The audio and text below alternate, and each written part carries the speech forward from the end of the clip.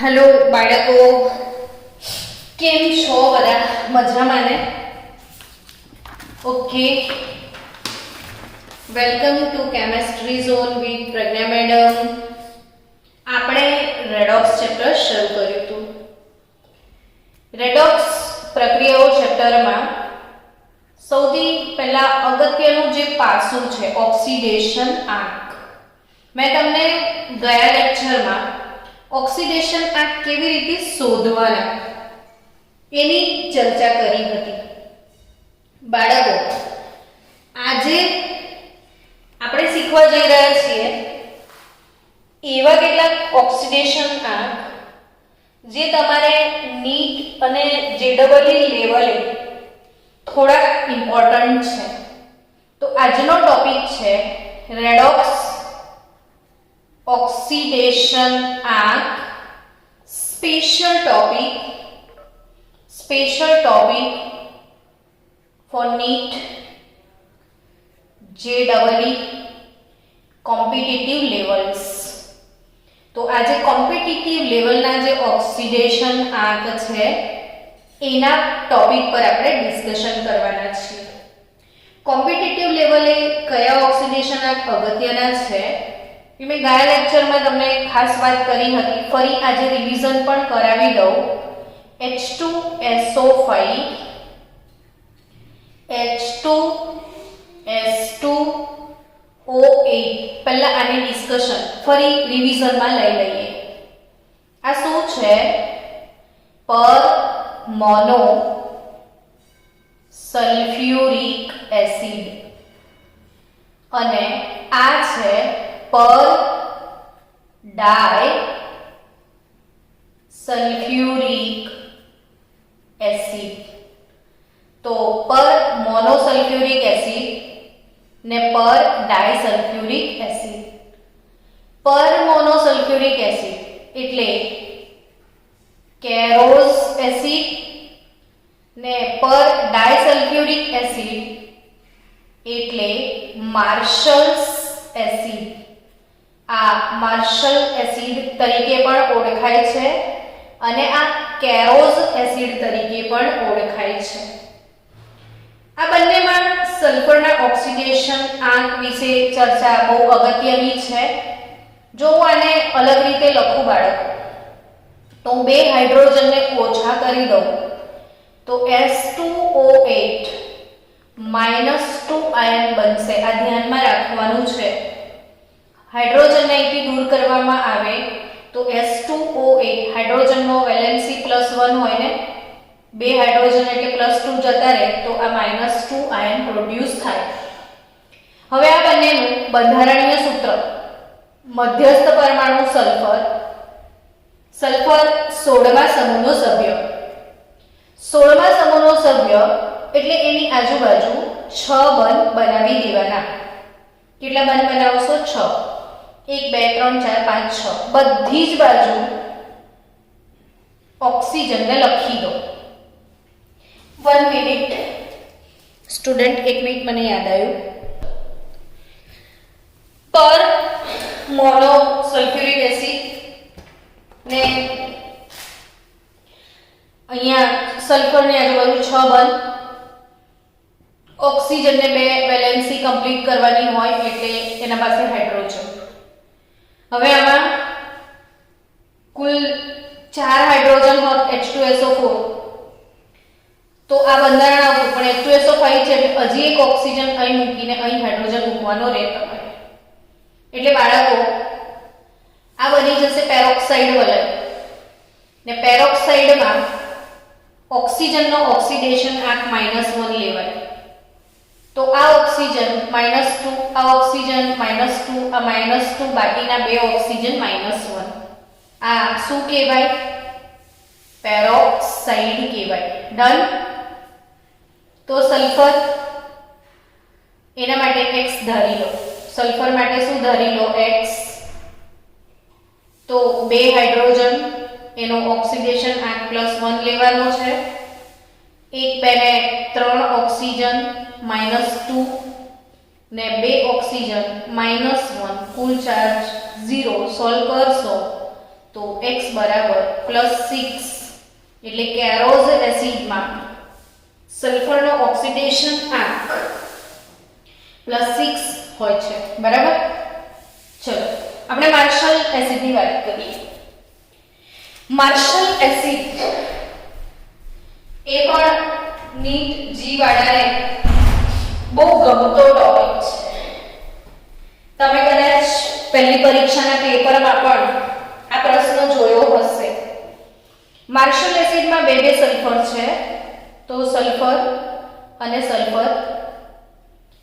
આ સલ્ફર ની આજુબાજુ 6 બંધ બનાવી દો, 1 2 3 4 5 6 બધી જ બાજુ એને ઓક્સિજનથી કવર કરી દો। ડન। બસ આ બંનેને કનેક્ટ કરી દો। અહીંયા H અહીંયા H। આ થયું માર્શલ એસિડનું બંધારણ 12મા ધોરણમાં પી વિભાગના તત્વો ચેપ્ટરમાં સલ્ફરના ઓક્ઝો એસિડની અંદર આ બધા જ બંધારણ ફરીથી પણ આવશે। તો અહીં પેરોક્સાઇડ લિંક તમને આમાં મળે છે ને પેરોક્સાઇડ હોય ત્યારે ઓક્સિજનનો ઓક્સિડેશન આંક આપણે -1 લેતા હોઈએ છીએ। તો આ ઓક્સાઇડ છે -2 ઓક્સિડેશન આંક ધરાવતા અને આ બે -1 ધરાવે છે। તો આપણે સલ્ફર માટે 2x 2 સલ્ફર છે, 1 2 3 4 5 6 ઓક્સિજન -2 વાળા છે, 2 ઓક્સિજન -1 વાળા છે, 2 હાઇડ્રોજન +1 બરાબર 0, તો 2x બરાબર 12, તો x બરાબર ફરીથી +6। એટલે શું યાદ રાખશો કે કેરોઝ એસિડ અને માર્શલ એસિડ બંનેમાં સલ્ફરનો ઓક્સિડેશન આંક જે છે એ +6 છે। ડન। હવે આપણે વાત કરીએ આગળ કે CrO5 આ પણ કોમ્પિટિટિવ લેવલે એક અગત્યનો ટોપિક છે। અચ્છા, હું આનું સમજાવી દઉં કે આ S2O8 -2 આયન નું બંધારણ, આ હાઇડ્રોજન નીકાળી દો તો આ થઈ જશે S2O8। એટલે પરીક્ષામાં તમને આવી રીતે પ્રશ્ન પૂછે છે NH4 twice S2O8 માં સલ્ફરનો ઓક્સિડેશન આંક, યા K2S2O8 યા Na2S2O8 આ રીતે ટ્વિસ્ટ થઈ શકે। અહીંયાથી ટ્વિસ્ટર આ રીતે આવી શકે, પણ એ જ સમજવાનું છે ને કે હાઇડ્રોજન પાછળનો પોર્શન તો આખો આ સેમ જ છે। એટલે તમને એમોનિયમ થાયોસલ્ફેટ પૂછે કે પછી પોટેશિયમ પૂછે કે પછી સોડિયમનું પૂછે, તો આના માટે S2O8 -2 આપણે આ એસિડ પરથી ટ્વિસ્ટ કઈ રીતે થાય પ્રશ્નો એ આ રીતે, આ દરેકમાં સલ્ફરનો ઓક્સિડેશન આંક +6 જ રહેશે। આ ખાસ ઇમ્પોર્ટન્ટ વાત છે જે તમને યાદ રાખવાનું છે। हेलो एवरीवन, मेरे बच्चों भूलिएगा मत, इसको भूल गए तो बहुत कुछ भूल जाओगे, सो मत भूलना। CrO5 એનું બંધારણ પણ ક્રોમિયમ આવર્ત કોષ્ટકના 6થા સમૂહનું તત્વ છે। સલ્ફર 16મા સમૂહમાં છે, ક્રોમિયમ 6થા સમૂહમાં છે, એટલે પણ 6 બંધ બનાવશે। 1 2 3 4 5 6 અહીંયા ઓક્સિજન અને આ વલય કહેવાય, ચક્ર બને ને એને વલય કહેવાય। તો 2 વર્ષ પહેલા નીટમાં પ્રશ્ન હતો કે CrO5 માં કેટલા પેરોક્સી વલય આવેલા છે, તો એક આ વલય અને એક આ વલય, તો આની અંદર 2 પેરોક્સી વલય આવેલા છે। કેટલા પેરોક્સી વલય આવેલા છે બાળકો? 2 પેરોક્સી વલય આવેલા છે। એટલે આ -1 પેરોક્સાઇડ હોય તો -1 ને આ ઓક્સાઇડ ગણાય એટલે -2, ક્રોમિયમ ક્રોમિયમ માટે તમે x ધારી લો. 4 ઓક્સિજન -1 વાળા છે, 1 ઓક્સિજન -2 વાળો છે, 0 લખીશું. તો x બરાબર +6 એ એનો ઓક્સિડેશન આંક થશે. તો ClO5 માં Cr નો ઓક્સિડેશન આંક કેટલો? +6. કેટલા પેરોક્સી વલય? 2 પેરોક્સી વલય. ચલો, આ તો આપણે આગળના લેક્ચરમાં ઓલરેડી ભણી ચૂક્યા છીએ એ જ વાતો છે. હવે થોડુંક નવું શીખવા જઈએ, ધીરે ધીરે આગળ નવી વાતો, ઇમ્પોર્ટન્ટ વાતો તરફ આગળ વધીશું. અપૂર્ણાંક ઓક્સિડેશન આંક, અપૂર્ણાંક ઓક્સિડેશન આંક નો વિરોધાભાસ જે આપણે સમજવા જઈ રહ્યા છીએ કે વળી આ અપૂર્ણાંક ઓક્સિડેશન આંકના શું ફંડા છે જે યાદ રાખવા જરૂરી છે એના તરફ જઈએ. ચલો, એમાં સૌથી પહેલી વાત કરીએ કાર્બન સબઓક્સાઇડ. કાર્બન સબઓક્સાઇડ, આ સબઓક્સાઇડ નવું આવ્યું ને. મેં તમને ગયા લેક્ચરમાં એક બહુ જ સરસ વાત કરી હતી, હું તમને રિવાઇઝ કરાવું છું. મેં એવું કીધું હતું કે ઓક્સાઇડ પેન ના પાડે છે, મને નહીં ચાલુ એવું કે છે. ઓક્સાઇડ હોય તો O-2, પેરોક્સાઇડ O2-2 અને સુપર ઓક્સાઇડ O2-1. આ ઓક્સાઇડ O-2, પેરોક્સાઇડ O2-2 ને સુપર ઓક્સાઇડ O2-1. પેરોક્સાઇડ એટલે OO-2, જેમાં દરેક ઓક્સિજનનો ઓક્સિડેશન આંક -1 થશે અને સુપર ઓક્સાઇડમાં OO-1 એટલે આનો -1/2 ને આનો -1/2 થશે. એવું નવું સબઓક્સાઇડ, કાર્બન સબઓક્સાઇડ. તો એનું બંધારણ યાદ રાખજો, C3O2. કાર્બન સબઓક્સાઇડમાં શું છે? C3O2. હવે એનું બંધારણ તો C double bond C double bond C double bond O double bond O. આ બંધારણમાં એક ખાસિયત છે બાળક કે જે તત્વ એવું હોય કે એની બંને બાજુ પોતાના જ સભ્યો હોય, આ કાર્બનની આ બાજુ પણ કાર્બન ને આ કાર્બનની આ બાજુ પણ કાર્બન, એનો ઓક્સિડેશન આંક હંમેશા 0 થાય. વચ્ચે વાળા કાર્બનનો ઓક્સિડેશન આંક 0. આ ઓક્સિજનનો -2, આ ઓક્સિજનનો -2 એટલે જો આ -2 હોય તો આ કાર્બન +2 થશે ને આ +2 થશે. હવે આમાં એક્ચ્યુઅલી તમે શીખવાનું શું છે તો કે એ જ એક કાર્બન એવો છે જેનો ઓક્સિડેશન આંક 0 છે અને બે કાર્બન એવા છે જેનો ઓક્સિડેશન આંક +2 છે. ખરેખર હવે પરીક્ષામાં જો તમને બંધારણ ના ખબર હોય, એક કાર્બન 0 છે, બે કાર્બન +2 વાળા છે, તો તમે શું કરવાના છો કે કાર્બનનો પૂછ્યો છે ને x ધારી લેશો એટલે 3x વત્તા બે કૌંસમાં ઓક્સિજનનો -2 બરાબર 0. આવું જ કરશો ને? બરાબર, તમે આવું જ કરશો એટલે આ 3x ઓછા 2 દુ 4 બરાબર 0. તો x બરાબર 4/3. x બરાબર 4/3 થશે. ઓક્સિડેશન આંક શું થશે? 4/3 થશે. સમજીએ બાળકો?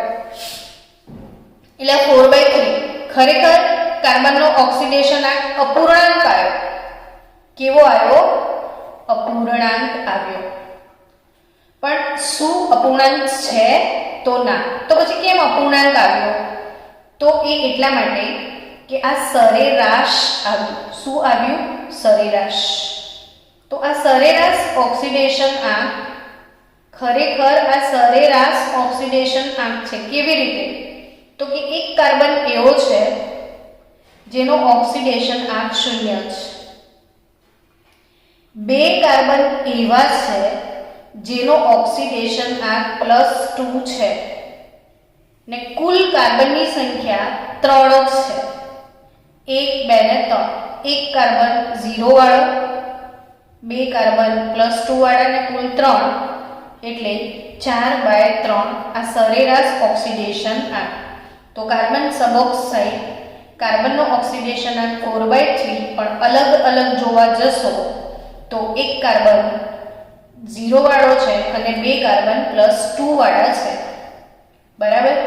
ચલો નેક્સ્ટ ડિસ્કશન કરીએ. કાર્બન સબઓક્સાઇડ પછી એવું કશું છે જે તમને યાદ રાખવું જોઈએ? તો યસ, Br3O8 યાદ રાખજો. હું આખો ટોપિક આ ગુજરાત બોર્ડ લેવલનો ટોપિક નથી, આ કોમ્પિટિટિવ લેવલ માટેનો ટોપિક છે એટલે મેં એડવાન્સ લખી દીધું હતું. જીનીટનો સેશન છે આજે, બોર્ડ સેશન નથી. તો Br3O8 3 એટલે ટ્રાય, Br એટલે બ્રોમો, ટ્રાય બ્રોમો. 8 એટલે ઓક્ટા, ઓક્સાઇડ તો ઓક્ટોક્સાઇડ એવું કહેવાય. તો ટ્રાય બ્રોમો ઓક્ટોક્સાઇડ. ને આ ટ્રાય બ્રોમો ઓક્ટોક્સાઇડમાં જો બ્રોમિન માટે x તમે ધારી લેશો તો 3x, 8 ઓક્સિજન માટે -2 બરાબર 0. તો 3x બરાબર 16. તો x બરાબર 16/3 ઓક્સિડેશન આંક બ્રોમિનનો અહીંયા નીકળે છે. પણ એક્ચ્યુઅલી એનું બંધારણ જોઈએ હવે. તો ખરેખર એનું બંધારણ કેવું છે? બ્રોમિન, બ્રોમિન અને બ્રોમિન. 3 બ્રોમિન, 3 બ્રોમિન સાથે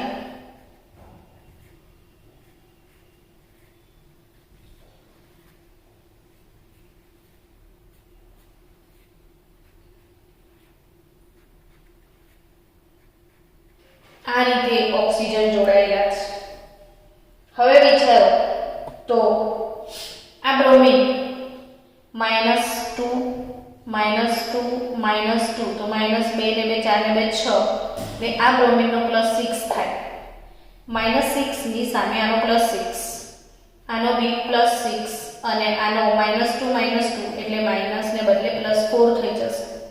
આ બાજુ તો 0 પોતાની જાતના સભ્ય સાથે જોડાયેલો છે. આ તરફ 0, આ તરફ 0, આ બેનો ગણાશે.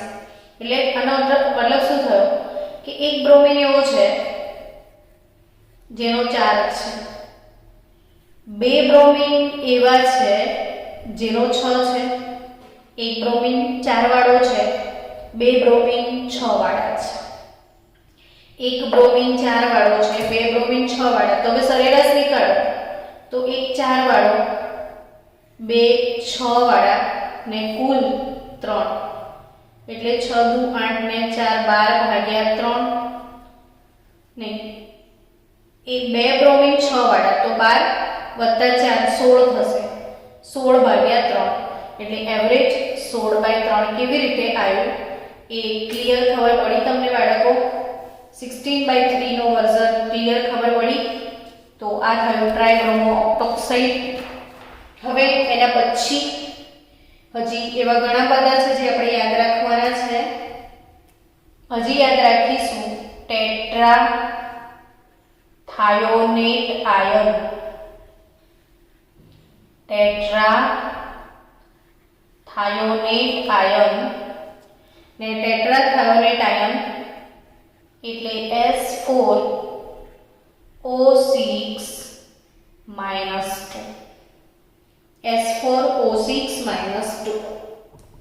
ચલો હવે એમાં સીધું સલ્ફરનું તમે નીકાળવા કહો તો 4x + 6 સલ્ફર ઓક્સિજનનો -2 બરાબર -2 તો 4x -12 બરાબર -2 તો 4x બરાબર 10 તો x બરાબર 5/2 2.5 આવશે પણ ખરેખર સલ્ફરનું આમાં 2.5 એ એવરેજ છે એટલે આ જ પ્રશ્ન પરીક્ષામાં નીટમાં આ રીતે પૂછાઈ શકે છે. સમજો કે હું આ -2 ની જગ્યાએ K2S4O6 અથવા Na2S4O6 અથવા એમોનિયમ ટ્વાઇસ S4O6 માં બંને સલ્ફરનો ઓક્સિડેશન આંક શોધો. બંને સલ્ફરનો ઓક્સિડેશન આંક શોધો.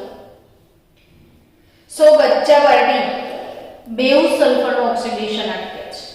આપણો મેઇન ફોકસ આ હોવો જોઈએ ટેટ્રાથાયોનેટ આયન.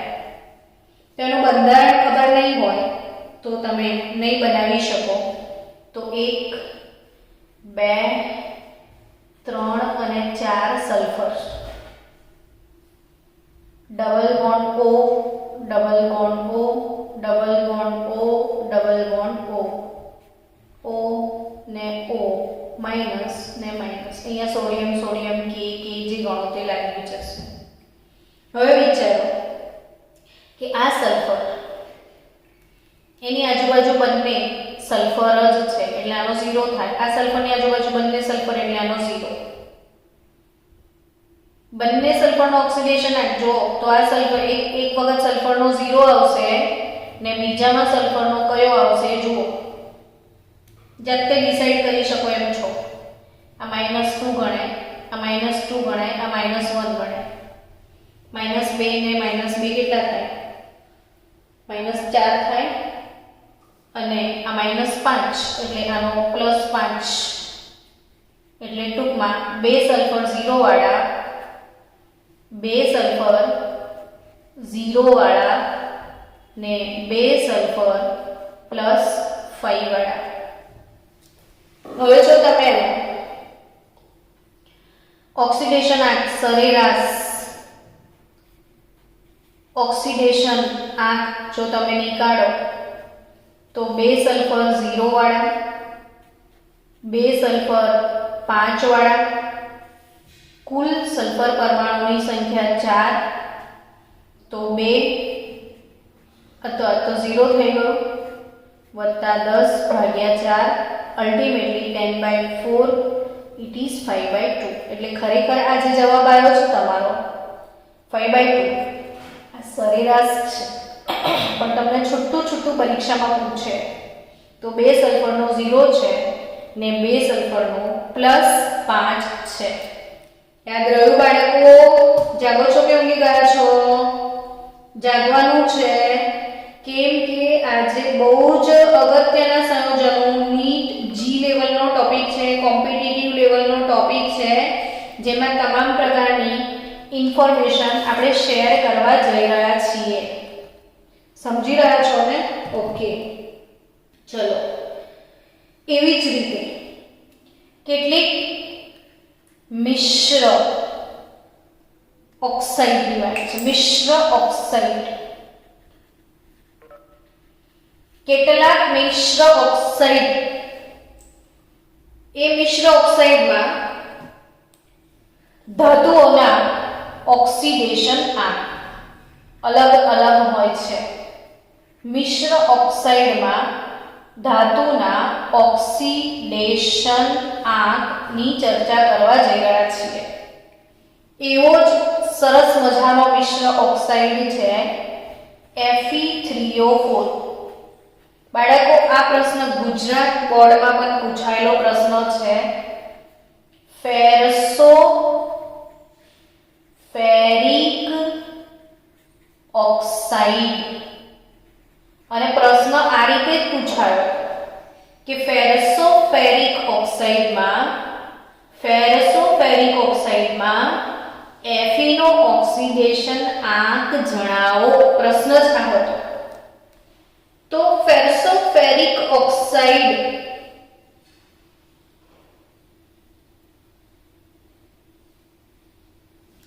एक्चुअली આ ઓક્સાઇડ મિશ્ર છે, એટલે કયા કયા બે ઓક્સાઇડનું મિશ્રણ છે એવો પ્રશ્ન થાય.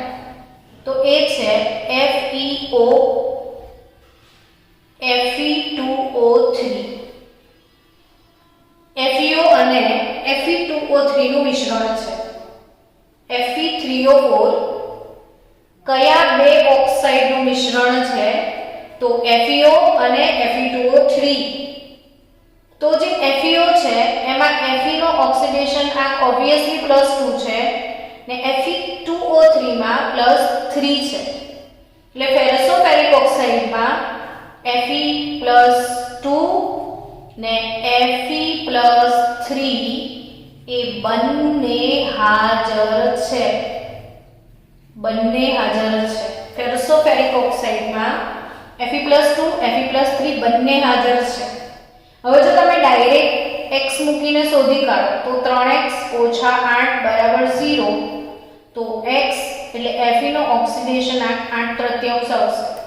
પણ ખરેખર બંને Fe નો અલગ અલગ છે, એ સરેરાશ છે ને સરેરાશ કેવી રીતે નીકળે જો સમજો ફરીથી. એક Fe+2 વાળો છે, બે Fe+3 વાળા છે, કુલ 1 + 2 3 Fe છે, એટલે જવાબ 8/3 આવે છે. બાકી Fe2 Fe3 કોનું મિશ્રણ, એનું નામ, આ બધું જ યાદ રાખજો. નોટબુકમાં લખી નાખજો સરસ રીતે, એટલે જ્યારે તમારે ઈચ્છા થાય રિવિઝનની ત્યારે તમે કરી શકો. એવો જ સરસ મજાનો બીજો ઓક્સાઇડ યાદ રાખજો, Pb3O4. આ બધું જ યાદ રાખવું પડે, કારણ કે ક્યાંક ને ક્યાંક તો કેમિસ્ટ્રી સાથે સંકળાયેલું છે કોઈને કોઈ ચેપ્ટરમાં. આને કહેવાય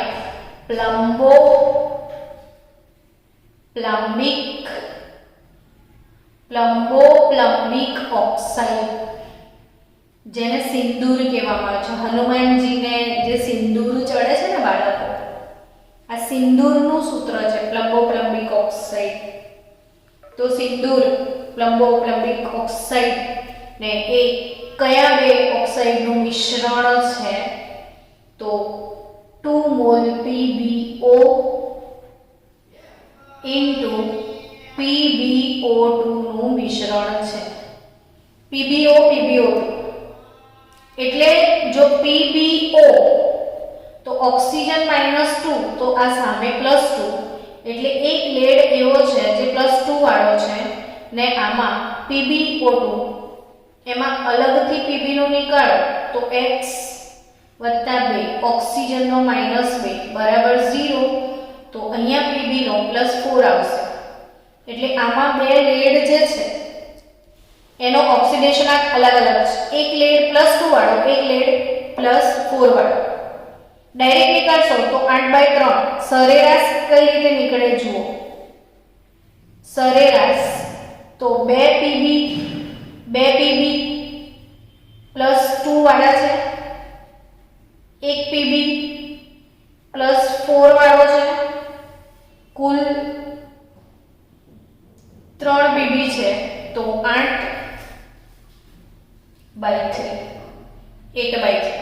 પણ અલગ અલગ 2 Pb +2 વાળા અને 1 Pb, એટલે આમાં આ મિશ્ર ધાતુમાં Pb+2 અને Pb+4 આ બંને ઓક્સિડેશન આંક ધરાવતી ધાતુ હાજર છે પ્લમ્બોપ્લમ્બિક ઓક્સાઇડમાં. ને એવા હજી ઘણા બધા છે જે યાદ રાખવા જોઈએ કોમ્પિટિટિવ લેવલ માટે.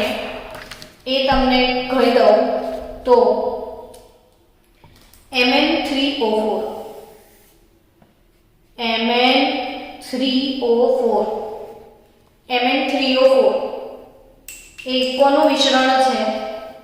તો MnO અને Mn2O3 નું મિશ્રણ છે. MnO અને Mn2O3 નું મિશ્રણ છે. એવી રીતે FeCrO4 ક્રોમાઇટ ખનિજ કહેવાય. ડી અને એફ વિભાગના તત્વોમાં આપણે આવશે ડાયક્રોમેટની બનાવટમાં ક્રોમાઇટ ખનિજ ને આ ક્રોમાઇટ ખનિજ FeCr2O4 એ ખરેખર એમાં બે વસ્તુનું મિશ્રણ છે. FeO અને Cr2O3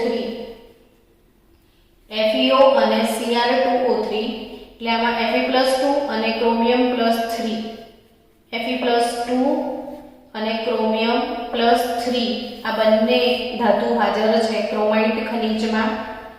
તો FeCr2O4 માં Fe+2 Cr+3 ને ખરેખર એ મિશ્રણ છે FeO Cr2O3 નું. એ જ રીતે Mn3O4 મેં કહી દીધું MnO Mn2O3 નું મિશ્રણ બંનેમાં Mn+2 Mn+3 ઓક્સિડેશન આ ને હજી યાદ રાખવું હોય તો ત્રીજું પાક્કું યાદ રાખજો ભૂલ્યા વગર Ki3 પોટેશિયમ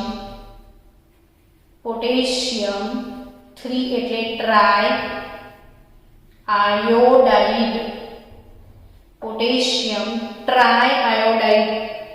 આ પ્રશ્ન પણ આપણા ગુજરાત બોર્ડમાં પૂછેલો છે. આને છૂટું આ રીતે પડાય K+1 અને I3-1 K+1 અને I3-1 K+1 અને I3-1 એમાં I3-1 માં I આવી રીતે લખાય છે -1. તો એમાં આ બંને I0 છે અને આ I-1 છે. I3-1 માં આ બી અગત્યની વાત છે ભૂલ્યા વગર each and everything total focus on NEET G not for Gujarat board. છતાં ગુજરાત બોર્ડ આવા પ્રશ્નો પૂછે છે. આ 12મા ધોરણના ગુજરાત બોર્ડના પેપરમાં હતું સીઝિયમ આયોડાઇડમાં આયોડિનનો ઓક્સિડેશન આંક જણાવો. આમાં સીઝિયમનો +1 આવશે એટલે સીઝિયમ આયોડાઇડ તો સીઝિયમ +1 આવશે ને I3-1 આવશે ને I3-1 તો આયોડિનનો ઓક્સિડેશન આંક થશે -1/3 ને કઈ રીતે -0.33 કેવી રીતે આવે? તો 2 આયોડિનનો 0 ને 1 નો -1 તો 2 આયોડિન 0 વાળો 1 આયોડિન -1 વાળો કુલ 3 आयोडीन तो -1/3 आयो. तो आ पोटेशियम आयोडाइड बिना भूले आपको जीनीट के पर्पस के हिसाब से याद रखना है, भूलना मत. ओके बच्चों. तो बाळको આપણે મિશ્ર ઓક્સાઇડ એના પણ ઓક્સિડેશન આ શીખ્યા. હજી કેટલીક વાતો છે જે યાદ રાખવાની છે એના તરફ આગળ વધીએ. પહેલા ચલો હજી નીટ જી લેવલે કેટલાક એવા છે જે યાદ રાખવા પડે એમ છે.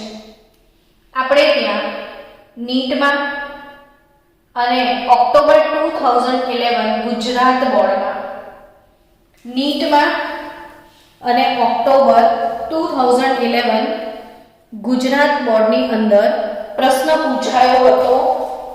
બહુ જ ફાઇન પ્રશ્ન હતો. જોજો cyanide, isocyanide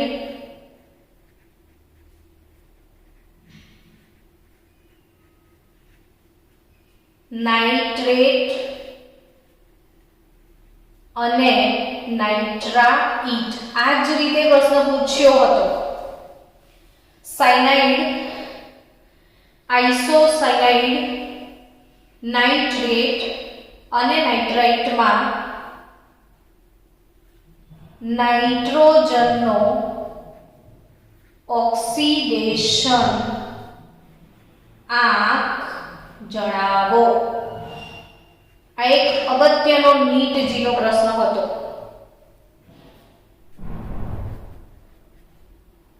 cyanide, isocyanide, nitrate, નાઇટ્રાઇટમાં હવે પહેલા તમને આના સૂત્ર ખબર હોય તો ઓક્સિડેશન આંક જણાવશો ને, હે ને?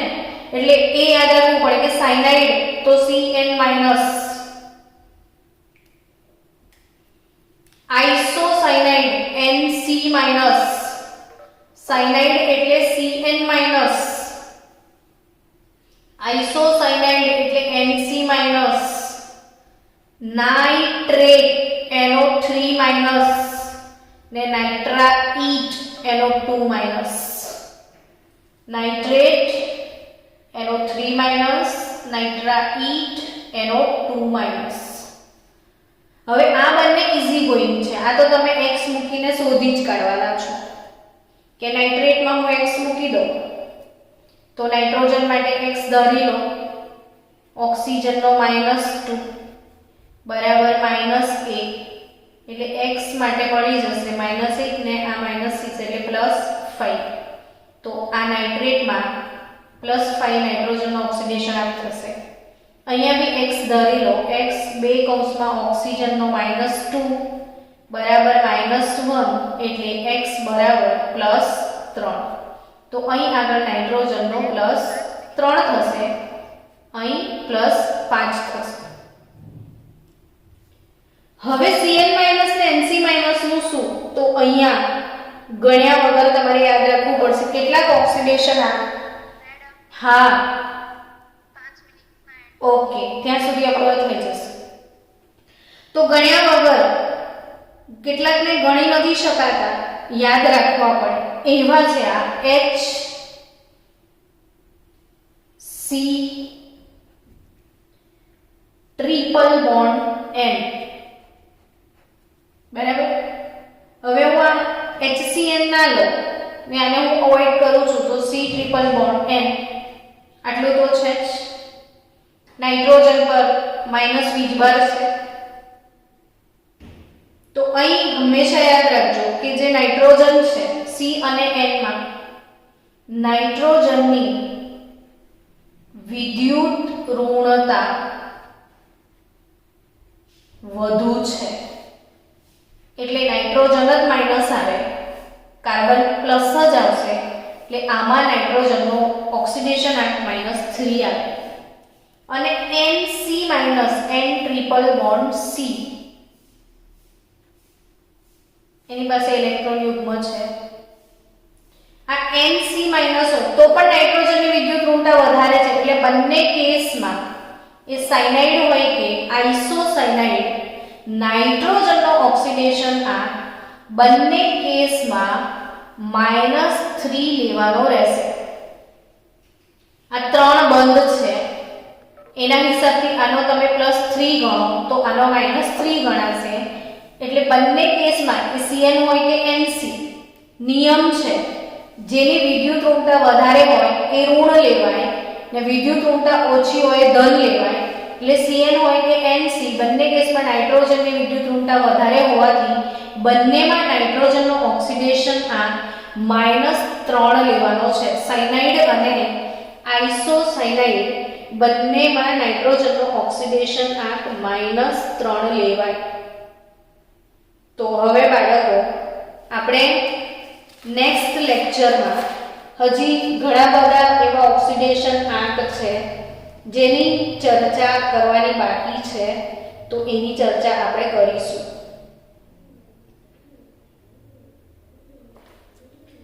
ચલો